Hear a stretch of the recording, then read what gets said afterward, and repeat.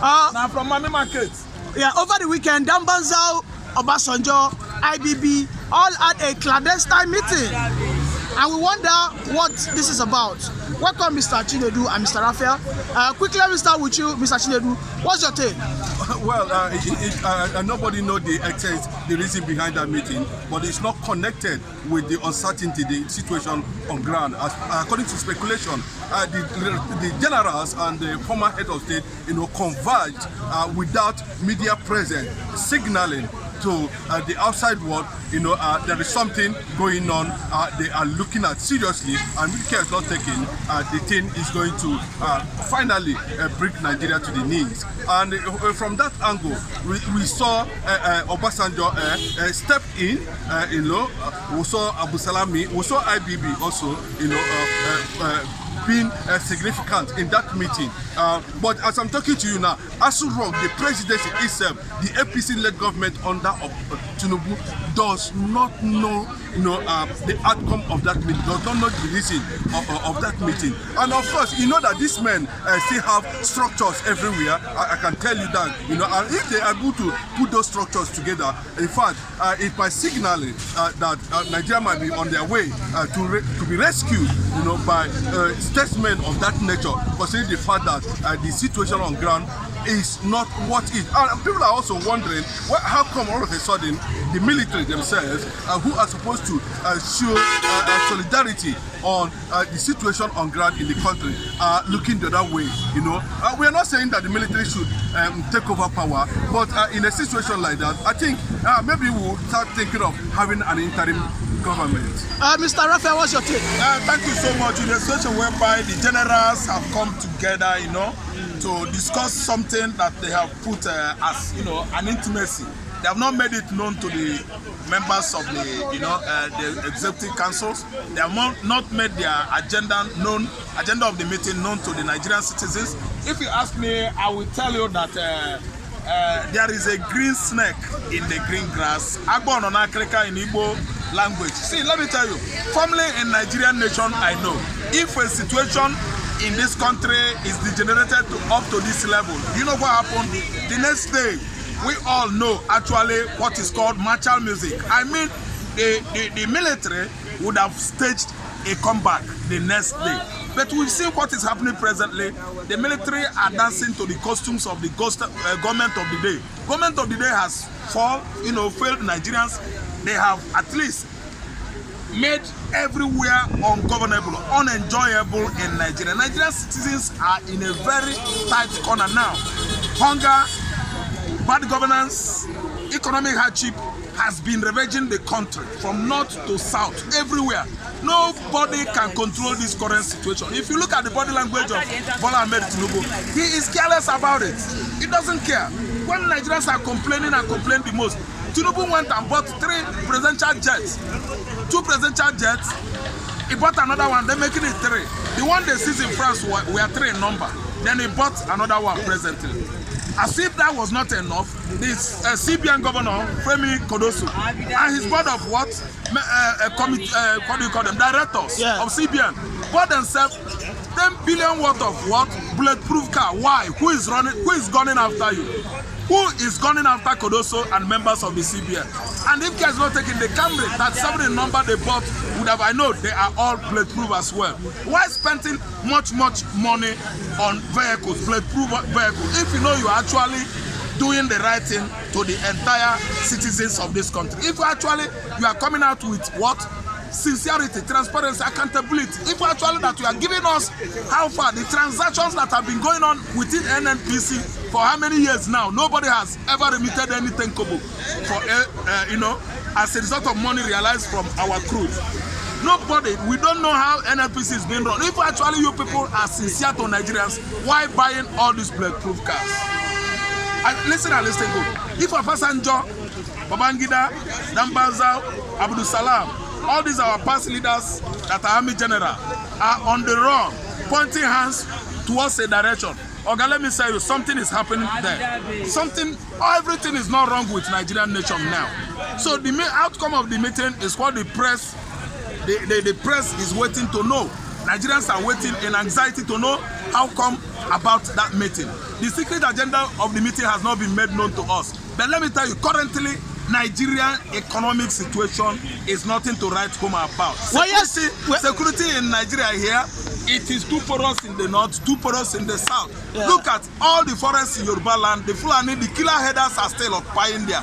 Look at all the forests in Zamfara, Katsina, Borno State, the killer headers, the bandits are all threatening the farmers. No more harvest in the north. They have threatened the farmers in Katsina, Zamfara, that if at all they went to farm to harvest, they are going to be abducted. This time around, the farmers in the north are paying tolls. They are paying money to Toji Bello, the kingpin, bandit kingpin. Well, Mr. Raphael, hold on, Mr. Raphael.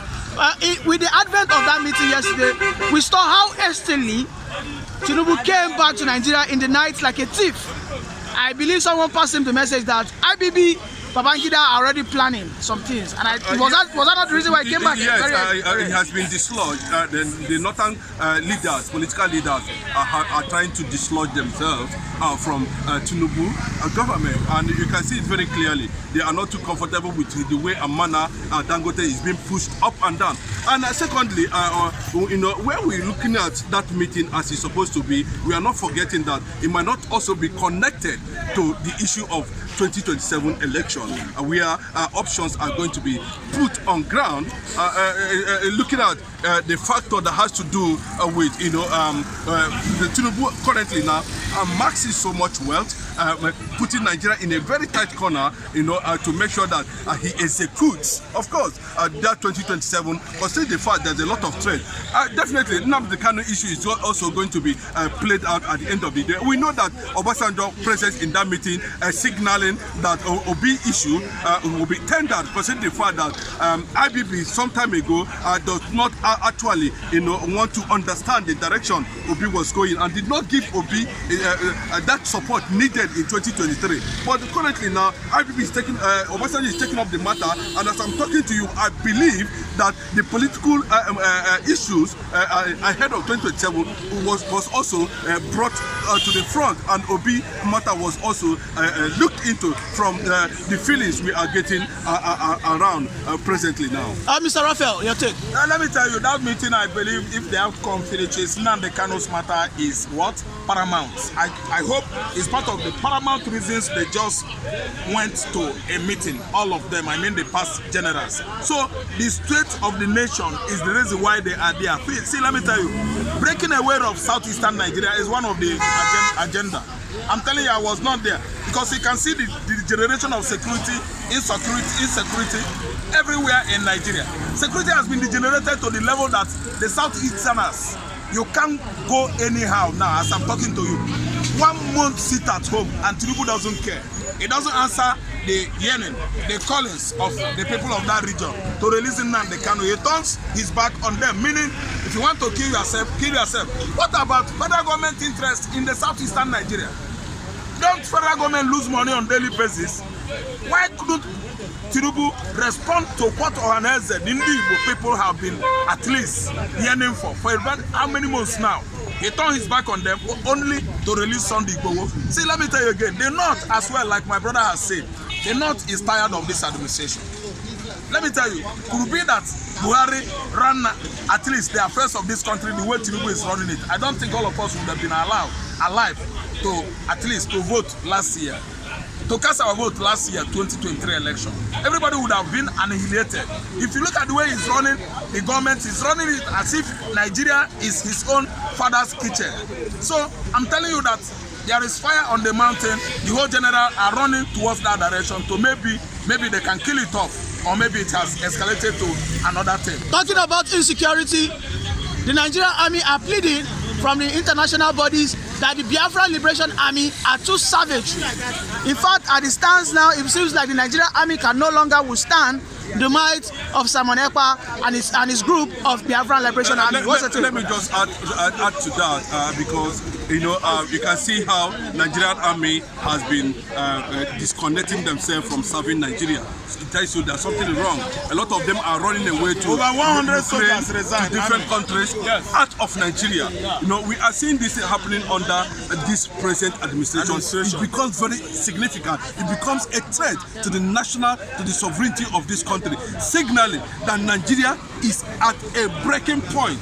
And the factor, the way and manner they can only save Nigeria is by looking at those issues that would have knocked out Nigeria completely. And these people who are major stakeholders, talking about IBB, who have built structures over the years, both in the military, in the civil service, everywhere, in the business world, everywhere, are being uncertain what next to do, and that has triggered where we are today. So, and the issue of insecurity is, I know that deliberately that the federal government of Nigeria is financing insecurity using some elements from the south, like Asare Dokubo, to destabilize the entire business in the east. And though we were having Biafra Liberation Army, whom that finally the Nigerian Defense Headquarters, has identified them as a major resistance they are going to face if they continue to kill Nigerians using federal government Igbos in the east using federal government might, and at the same time creating dismantling the Igbo presence in the entire South that makes a lot of them to come out, and say and sound different things. But that's not going to take us to anywhere. But what I want to say is that Igbos are always faster with time, and the agenda to allow Biafra restoration has already taken a global dimension. So there's nothing presently now that this administration or even Nigeria can do about it. Even this restructuring factor has been rejected. So it now has a vast it becomes a diverse security threat to Nigerian police, to Nigerian army, and all the security apparatus that have been seen to be holding the sovereignty of this country. But you can see most of them are running away. So and the main factor there is one, Mazi Nnamdi Kanu, and of course, though there might be a certain sit-up, to appeal to Igbo nation on the way forward at the end of the day. The Northerners have already taken side.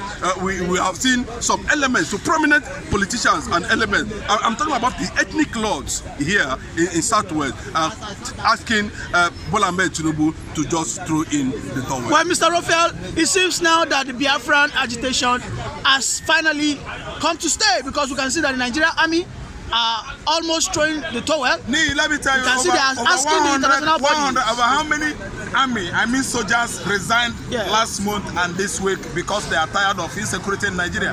They have seen a situation whereby insurgents have been funded by certain northern elites that are staying in UAE, and the UAE government has brought their names and their lists, their accounts to the federal government of Nigeria to actually make sure either demand for their extradition or persecution. Today, nothing has been done about it. So the elites, the northern elders, are the ones responsible for banditry, all manners of insurgency, apart from headers going on in the north. Today, we've seen a federal government of Nigeria that has been, synergizing together with herdsmen, headers, to trouble farmers in Middle Belt, to kill farmers in Yoruba land, to trouble farmers in the south and southeastern Nigeria, welding AK-47, AK-49 to farmers in the farmland, which contributes the reason why we are having shortage of food drought in Nigeria, let alone in the metropolitan cities across the country, where of course the food should be the cheapest, especially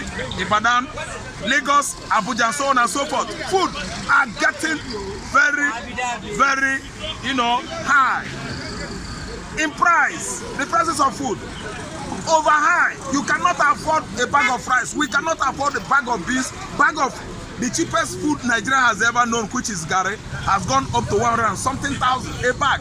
And all these Nigerian politicians, all these political leaders, from Bola Ahmed Tinubu to the last man, Chancellor, they are busy catching out. catching out, feasting on our commonwealth. Yes, they don't care because they have what it takes. They are benefiting from the system. The system is what? Paying much to them. Yes, it pays them to our own detriment, you and I. To our own risk. Yes, we sit down either for destruction or we can be mad or made by this situation. But let me tell you, there's nothing anybody could do about Simon Ekpa again. Simon Ekpa, you can't do him anything. He has grown up to paranoid. The agitation for Biafra that took off effect, it's risky effect, dangerous effect from 2014 till date. The Biafrans, the Igbo themselves, the Igbos have been crying and crying. Look at what we are doing us. Look at what we are doing. The Igbos marginalization, you know, suppressing them, mounting on them, pushing them down, shutting them down politically. Correct these anomalies is not good. For a very long time, that young man has been agitating until they went to Nairobi, Kenya and kidnapped him. Okay? Nigeria has gone a long way to sever their relationship with Biafra nation. So this time around, you can see how paranoid it has gone up. Paranoid, incurable. See, let me tell you, Simon Ekpa is living in Finland today, a Finnish citizen. Could be that Simon Ekpa is living in the UK, a British citizen. They would have brought him back. Today, Britain cannot even synergize with member EU nation because they are not member of EU again. Britain has what? Exited. Brexit of 2014-15. They are not part of EU. Example, if you want to buy anything in the European country today, let me tell you, you use British pound sterling for Britain. You can't use euro. They can't use euro in Britain. Germany and other countries of Europe, you can use euro because they are all EU member nations. And today, let me tell you, Finland will never allow what is their own. For what? Extradition. You can't extradite Simon Ekpa. All right, before we go, is above extradition. And let me tell you, the insecurity in Nigeria today is funded by the political elites. They are using your life, my life, our blood for what? Politics, politicking. And in the southeast again, blame it not on those youths. Blame it not on Samuel Ekpa. You blame it to the political juggernauts in the east. It's the political bigots in the east that are using all manner of criminals to taunt people in the southeastern region. Not Samuel Ekpa that lives in the Finland. It is Nigerian Igbo politicians there that are benefiting from this system. See, I myself that don't know anything about politics, I don't benefit, I can never get myself involved into that kind of transaction. We have no reason to torment people in the southeastern Nigeria. Before we go and ask the Hopus of the Mass, go and ask the Soludos, go and ask Peter and Bass. All of them in the southeastern Nigeria are the one constituting trouble politically in that region. Before we go to the last question, I want to quickly use this opportunity to thank Simon Ekpa, who over the weekend released a Yoruba soldier who was caught by the Biafran Liberation Army. I mean, it was a video he released. He said that he will release this man to go back to the Yoruba land. However, all Yoruba Nigerian army should not come to the Igbos. And I want to also use this medium to plead to all the Yorubas in the Nigerian army to desist, to not go to the Igbo land, allow them to be, so that peace can reign. The Igbos and the Yorubas have always known to be brothers. So let us be aware of that. So to my last question. Edo governor has said that he will declare for Biafra if APC snatches that election. And we can see that APC are doing everything possible to take over either by crook, by every means, to steal the vote of the Edolites.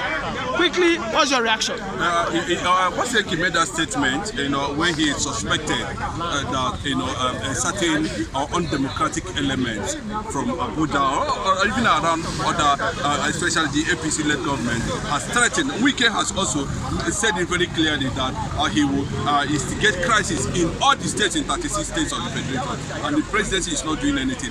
When you see somebody, and a minister of the Federal Republic of Nigeria making that kind of statement and continuously, making that kind of, even boasting that nobody can threaten his cousin who is not supposed to be an umpire in that Edo State election, then Obaseki has come out to say it, make it very clearly that if they push Edo State to an extent, of course, it will start agitation. And you know what agitation means? Anybody that is telling you that we will not take our territory, we will take it. Anybody that is not comfortable will leave.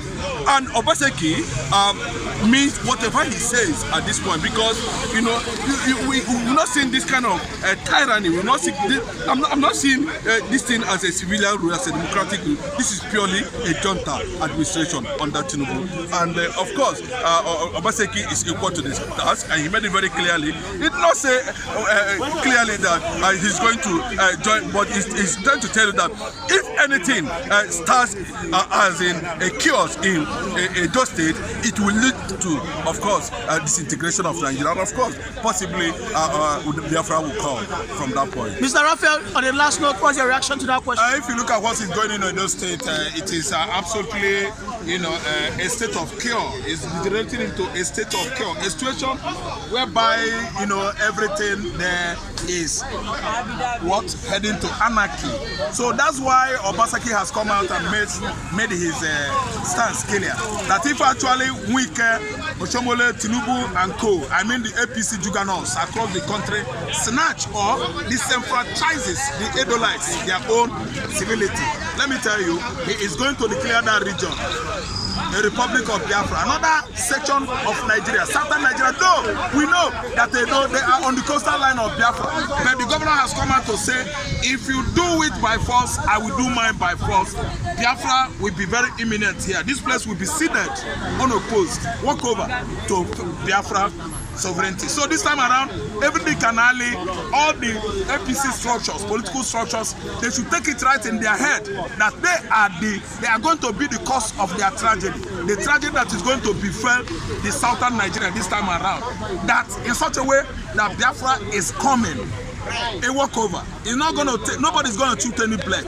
But it's a right of every citizen to agitate for self-determination. And you can see Obaseki's statement. He did not mince his words. He was too blunt and meticulous about it. He did not use Edo language, he used English language for everybody's assimilation and digestion. That Edo State will be ceded very soon. If Adam Ochomole continues all his politicking, wayo, politicking what? Egunje, dichotomy and so on and so forth, to make sure that Edo State for a party that is not the party of interest. It's of no interest voting for APC. That is what the Benin's, the Chants, the Edolites, all the components, ethnicities within that state are saying APC is not our party of interest. So allow anybody to vote whomever you want to vote, to make choice, either Labour Party, PDP, or even APC, because it's an individual right of everybody. You can't disenfranchise anybody to vote. Allow everybody to vote. What happened in Lagos could not happen there in Edo State, because what? Edo no be Lagos. Edo no be Lagos. They are very different. Thank you very much for that brilliant submission, Mr. Chinedu and Mr. Raf. Good morning.